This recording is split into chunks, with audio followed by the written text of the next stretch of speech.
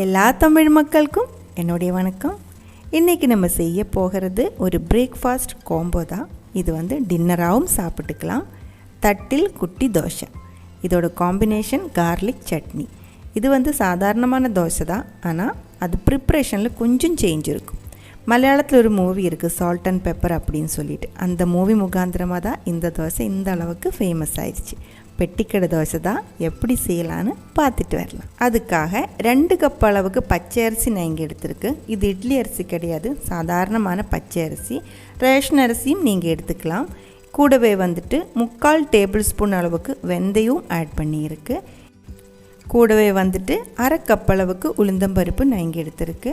எல்லாமே ஒரே கப்பில் மெஷர் பண்ணி எடுத்துக்கோங்க. இதே கப்பில் தான் 2 கப் அரிசியும் நான் அளந்து எடுத்துருக்கு. அடுத்தது 3/4 கப் அளவுக்கு அவல். இது ப்ரௌன் அவலாக இருக்குது நான் இங்கே எடுத்துருக்கிறது. உங்கள்கிட்ட ஒயிட் அவல் இருந்துச்சுன்னா நீங்கள் ஒயிட் அவலையும் எடுத்துக்கோங்க.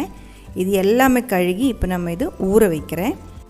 அவல் கழுகும் போது ரொம்ப நேரம் தண்ணி ஊற்றி கழுக வேண்டியதில்லை. கொஞ்சம் தண்ணி ஊற்றி, இது ப்ரௌனாக இருக்கிறதுனால அந்த ப்ரௌன் கலராக இருக்கிற தண்ணி மட்டும் ஒரே ஒரு டைம் தண்ணி ஊற்றினா போதும். இது மட்டும் கொட்டிக்கோங்க. அதுக்கப்புறம் கொஞ்சம் தண்ணி ஊற்றி ஊற வச்சுக்கோங்க. ஒயிட் அவலுக்கு இந்த மாதிரி பண்ண வேண்டியதில்லை, கொஞ்சம் தண்ணி ஊற்றி ஊற வச்சா மட்டும் போதும். ஒரு 6 மணி நேரம் ஊற வச்சுக்கோங்க. அதுக்கப்புறம் நம்ம இது ஒன்றா அந்த தண்ணி வடிகட்டி எடுத்ததுக்கப்புறம் மிக்சியில் போட்டு அரைச்சி எடுத்துக்கலாம். முதல்ல உளுந்தம்பருப்பு அரைச்சி எடுத்துக்கலாம். ரொம்ப கம்மியாக தண்ணி ஊற்றினா போதும், தேவையான அளவுக்கு மட்டும் போதும். இதே மாதிரி நைஸாக அரைச்சி எடுத்துக்கோங்க. எல்லாருக்குமே தெரியும் இல்லைங்களா தோசைகள் எப்படி அரைக்கிறேன், அதே மாதிரி நைஸாக அரைச்சிக்கோங்க. அடுத்தது நம்ம ஊற வச்சுருந்த அரிசி, கூடவே ஊறின வெந்தயம், அது கூடவே ஊற வச்ச அவலும் போட்டுக்கோங்க. அவலில் தண்ணி நிறைய இருக்குது, நான் அதை ஸ்க்யூஸ் பண்ணி ஃபுல்லாக தண்ணி வெளியே கொட்டலை. அதனால் அது பார்த்துட்டு அதுக்கு தேர்ந்த மாதிரி நீங்கள் அரைக்கும்போது தண்ணி ஊற்றிக்கோங்க. அது கூடவே ஒரு 1/4 கப் அளவுக்கு வேக வச்ச சாதம், அதுவும் நான் ஆட் பண்ணியிருக்கு. நான் மட்ட அரிசியோட சாதம் தான் ஆட் பண்ணியிருக்கு. நீங்கள் வேக வச்சு எந்த அரிசி வேணாலும் ஆட் பண்ணிடலாம். எல்லாமே சேர்த்து நல்லா நைஸாக இதே மாதிரி அரைச்சிக்கோங்க. அவலில் தண்ணி இருக்குது, அது பார்த்துட்டு தான் அரைக்கும்போது தண்ணி ஊற்றணும். மாவு ரொம்ப லூஸாகி போகக்கூடாது. பாருங்கள், எல்லாமே சேர்த்து கையில் நல்லா மிக்ஸ் பண்ணிக்கோங்க. கையில் மிக்ஸ் பண்ணி எடுத்த மாவு சீக்கிரம் நல்லா சாஃப்டாக ஃபர்மெண்டாகி கிடைக்கும். அதுக்கப்புறம் இது ஒரு 8 to 10 மணி நேரம் ஃபர்மெண்ட் ஆகிறதுக்காக வச்சுக்கலாம். ரொம்ப குளிராக இருக்கிற டைமில் 10 மணி நேரத்துக்கு மேலே எல்லாம் ஆகும் சில டைம், அதெல்லாம் பார்த்து பண்ணிக்கோங்க.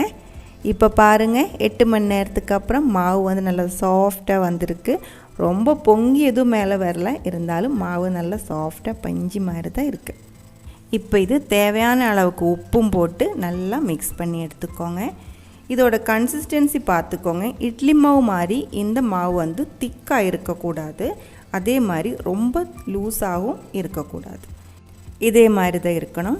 மாவு மிக்ஸ் பண்ணி ரெடி பண்ணி வச்சுருக்கு, இங்கே இருக்கட்டும். அடுத்தது சட்னி ரெடி பண்ணிடலாம். 1/2 கப் அளவுக்கு தேங்காய் எடுத்துருக்கு. ஒரு பெரிய தேங்காயோட பாதி இருக்கும். கூடவே பூண்டு, வரமிளகாய், கருவேப்பிலை. இதோட அளவு நம்ம செய்யும்போது நான் சொல்கிறேன். ஒரு கடாய் சூடு பண்ணிக்கோங்க. 1/2 டீஸ்பூன் அளவுக்கு தேங்காய் எண்ணெய், அந்த அளவுக்கு கம்மியாக போதும். அதுக்கப்புறம் நம்ம எடுத்து வச்ச பூண்டு, இது பெரிய பூண்டாக இருக்குது, அதனால பெரிய 8 ஸ்லைஸ் பூண்டு நான் இங்கே எடுத்துருக்கு. ரொம்ப சின்ன பூண்டாக இருந்தால் ஒரு பல்பு ஃபுல்லாக எடுத்துக்கோங்க.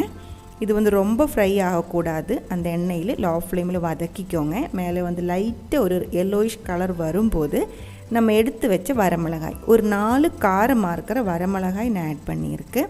அதுவும் ஆட் பண்ணி வதக்கிக்கோங்க. ரெட் சில்லி ஃப்ரை ஆக வேண்டியதில்லை, சூடான மட்டும் போதும்.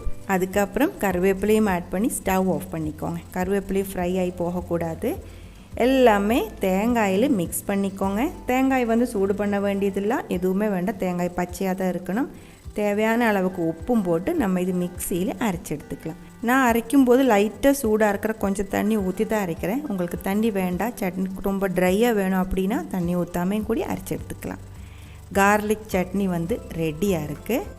அடுத்தது தோசை ரெடி பண்ணி எடுத்துக்கலாம். தட்டில் குட்டி தோசை. அயன் தவை ஒன்று நான் சூடு பண்ணுறதுக்காக வச்சுருக்கு.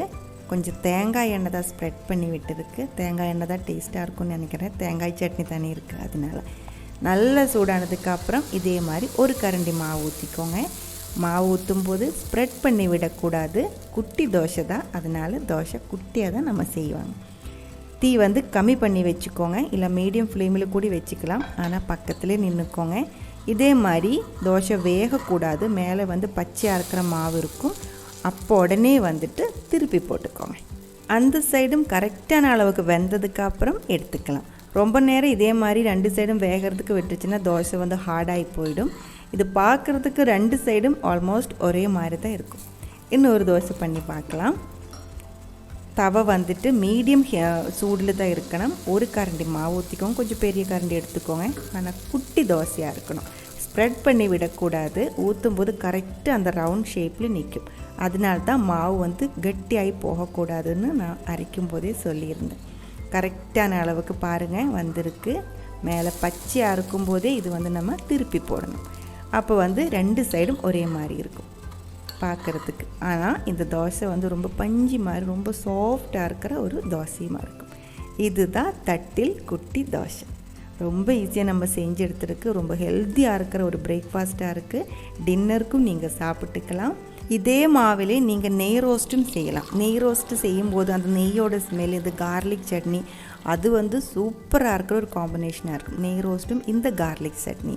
இது இப்போ கொஞ்சம் ஆறி இருக்குது. இதோட சாஃப்ட்னஸ் பார்த்துக்கோங்க, ரொம்ப சாஃப்டாக இருக்குது. இந்த ஒரு ரெசிபி உங்களுக்கு பிடிச்சிருந்தா கண்டிப்பாக ட்ரை பண்ணி பாருங்கள். ட்ரை பண்ணி பார்த்ததுக்கப்புறம் உங்கள் கமெண்ட்ஸ் எல்லாம் சொல்லிடுங்க. இந்த சமையல் பிடிக்கிற ஃப்ரெண்ட்ஸுக்கு ஷேர் பண்ணி விட்டுக்கோங்க. நீங்கள் இதுவரைக்கும் கொடுத்துட்ருக்கிற சப்போர்ட்டுக்கு ரொம்ப ரொம்ப நன்றி. உடனே பார்க்கலாம் இன்னும் ஒரு ரெசிபியோடு.